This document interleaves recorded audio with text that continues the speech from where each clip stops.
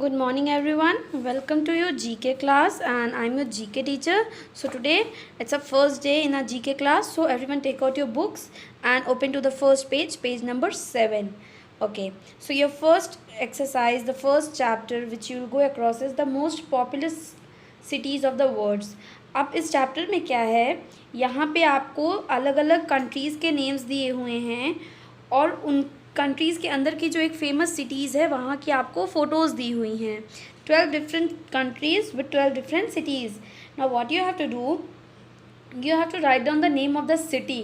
ठीक है, जो फेमस सिटी की ये फ़ोटो दी है आपको नीचे एक हेल्प बॉक्स दिया है, उसकी हेल्प से आपको सिटीज़ का नाम फिल करना है. Okay, ready everyone? So the first one Japan की कौन सी सिटी है? Tokyo. Then second one Russia की Moscow. Very good. The third one Argentina, it's Buenos Aires. Okay. The fourth Egypt, Cairo. Then the fifth United States of America, New York city. Then the sixth Brazil, Sao Paulo. Then the seventh China, it's Shanghai. Then the eighth India, everyone knows, it's Mumbai. Then the ninth one Indonesia, it's Jakarta. Then the 10th one South Korea, it's Seoul. 11th Bangladesh, the city is Dhaka. And the last one Turkey, the city is Istanbul. Okay, so ये exercise आपको सिर्फ अपनी book में करनी है. ऊपर आपको date लिखना है, अपने बुक्स में क्लास वर्क लिखना है और ये सारे सिटीज़ के नाम आपको फिल करने हैं. Okay, after doing this all of you turn the page and open to page number 8. So page number 8 page, then the next page, the page number 9, this one. Okay everyone, then turn the page, page number 10, this one. सबको दिख रहा है ना ये page? And then the next page, page number 11. ये 4 pages आपको homework दिया जा रहा है. ये होमवर्क आपको सिर्फ अपनी बुक में ही करना है. ओके, कॉपीज़ में नहीं करना है. ये जो 4 पेजेस अभी आए आपके सामने, पेज नंबर 8, 9, 10 एंड 11, ये चारों पेजेस आपके होमवर्क हैं और ये होमवर्क आपको अपनी सिर्फ बुक में ही करना है, कॉपी में नहीं करना है. Understood everyone? Okay, now turn the pages.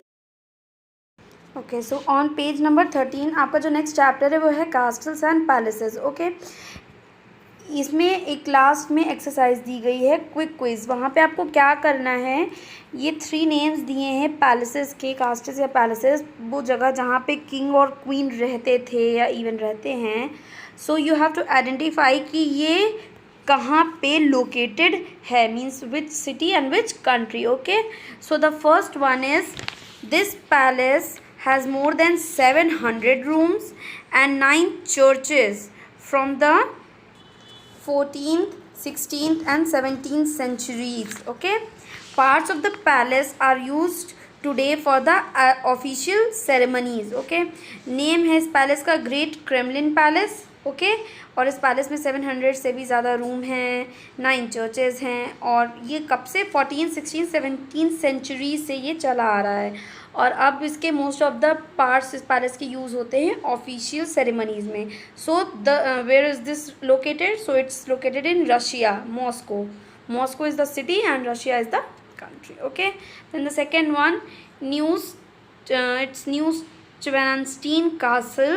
Okay, and this spectacular castle was built for Louis II, located atop a rock ledge on the Alps overlooking a gorge. It looks like a fairy tale castle. Okay, और ये कहाँ पे है? Bavaria, Germany. Germany is the country and Bavaria is the city. The last one, Windsor Castle. This is the largest inhabited castle in the world. It stands on a cliff above the river Thames. So river Thames कहाँ पे है? England में. So ये England country and विंसोर city में situated है.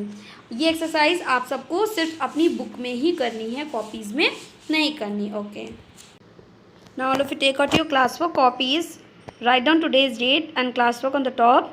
Then you will write chapter and the name castles and palaces. ये 5 palaces या Castle's कह लीजिए, इसके नेम्स हैं एंड ये किसके लिए कहाँ पे बिल्ट हुए थे. Okay, so you have to do this work in a neat and clean writing in your copies.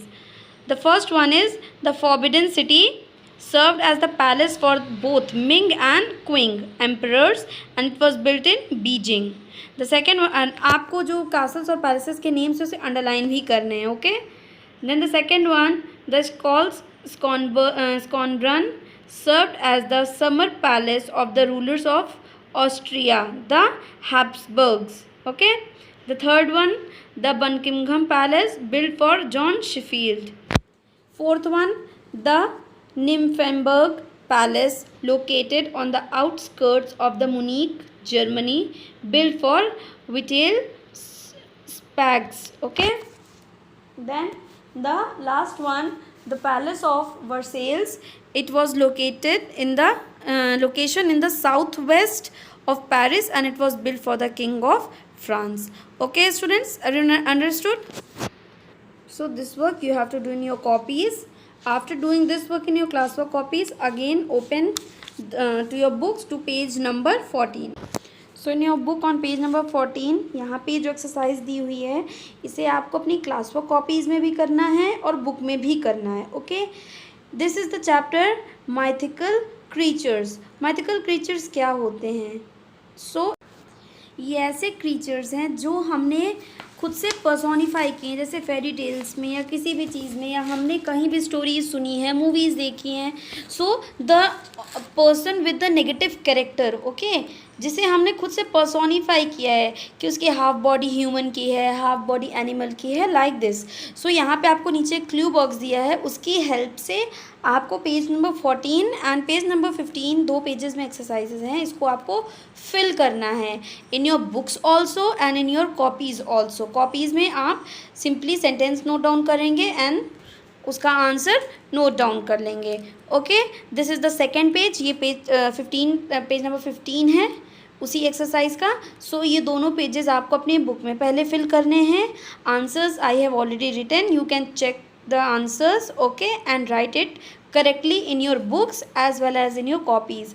Copies में आप अपनी क्लास वर्क कॉपीज़ में फ्रेश पेज, न्यू पेज से फिर से डेट लिखेंगे, क्लास वर्क लिखेंगे, हेडिंग लिखेंगे, mythical creatures, and you will write all the 15 fill in the blanks in a neat and tidy way in your class work copies. Okay students, thank you.